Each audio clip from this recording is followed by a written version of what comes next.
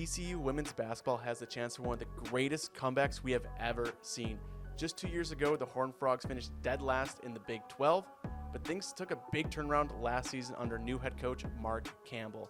The former Oregon coach brought in a plethora of transfers with him to Fort Worth, and his new-look TCU squad looked great from the get-go, starting the season 14-0 and were ranked 23rd in the nation.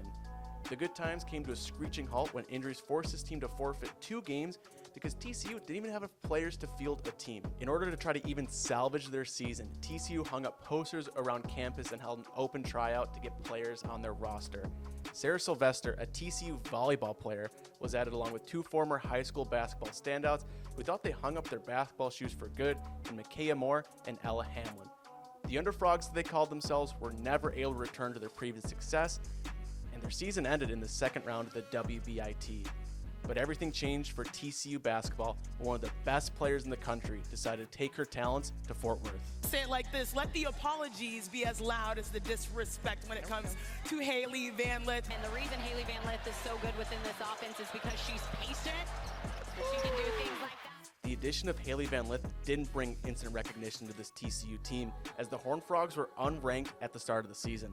It didn't take long for that to change following their 2 massive wins earlier in the year over number 13 NC State and number 3 Notre Dame. Van Lith proved to doubters just how good she is when she's playing in a system that allows her to shine. She averaged nearly 18 a game for the Horned Frogs and was named the Big 12's most outstanding player. TCU is more than just HVL. They are a 3-headed monster offensively. Obviously, Van Lith is a part of that, but Sedona Prince and Madison Conner are what makes this TCU offense so deadly.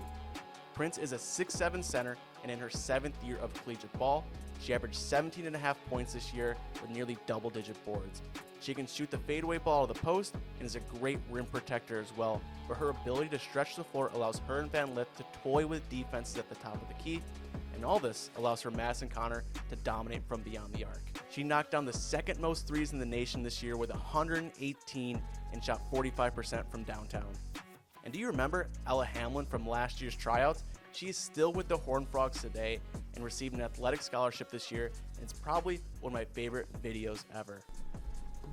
That game a year ago was the foundation of our program.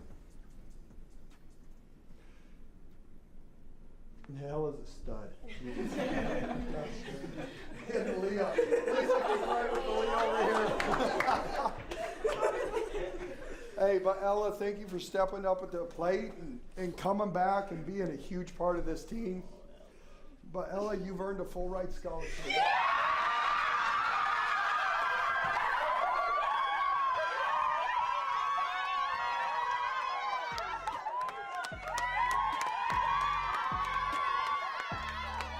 TCU can certainly score points when they are on. They tallied 90 or more points 7 different times this season, and it looks like they have the culture, the experience, and the star power to go on a run this March Madness. The Horned Frogs are the number 2 seed in their region following their 31-win season. A 2 seed has only won the championship 4 times in the Women's March Madness tournament. Do you think TCU has what it takes to be the 5th?